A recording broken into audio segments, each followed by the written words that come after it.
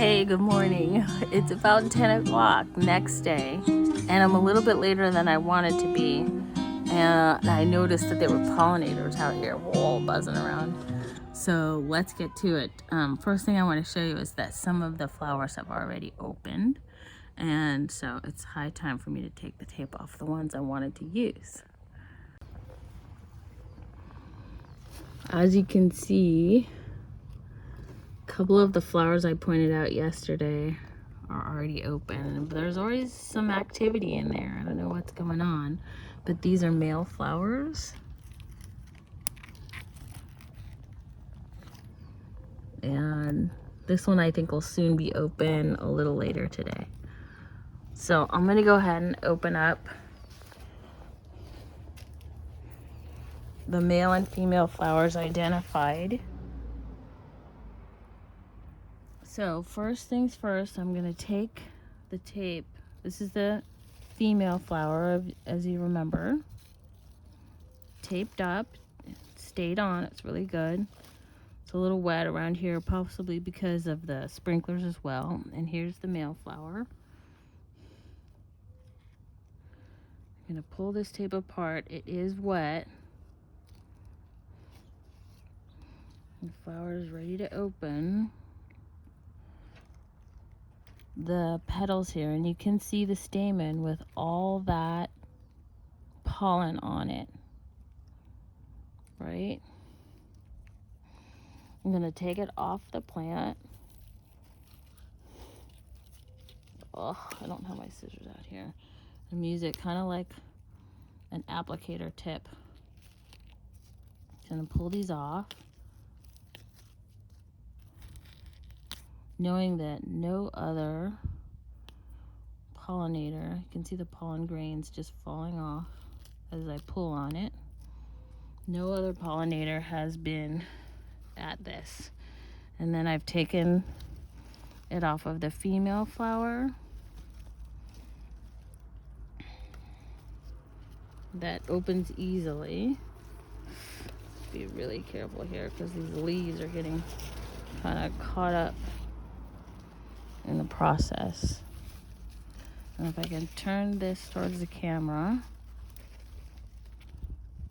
I'm going to open these, you see the ovary in there, and I'm going to take this like a paintbrush and apply it right here onto the tip of the ovary, all over, or the stigma, there's style and then the stigma, so that it gets down into the ovary where the seeds are and will mature.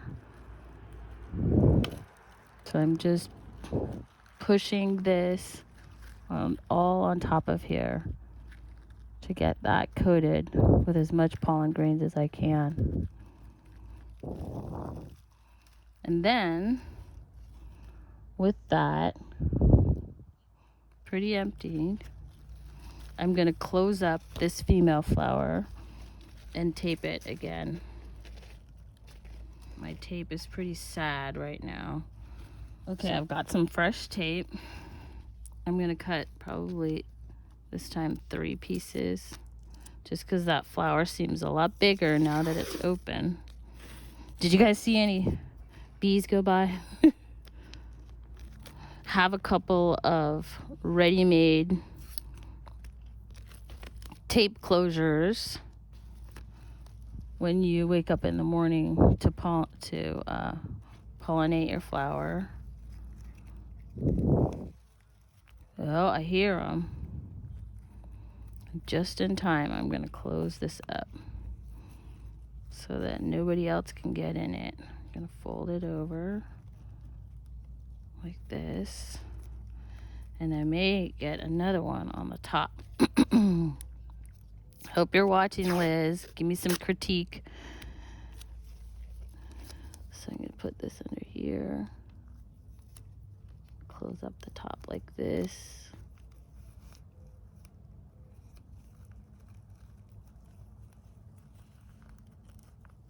And that should be pretty good.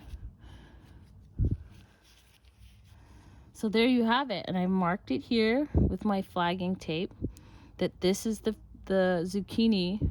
When it matures as fruit, these are the seeds I'm going to take from it. I'm not going to eat this zucchini. I'm just going to let it get as big and mature as it wants to be, so that those seeds are fully ripened. And maybe there's some information on how big they need to get. I'm not sure. Here's again that male pollen on the style of this male flower. It's really pretty. And those pollen grains went right into this flower here.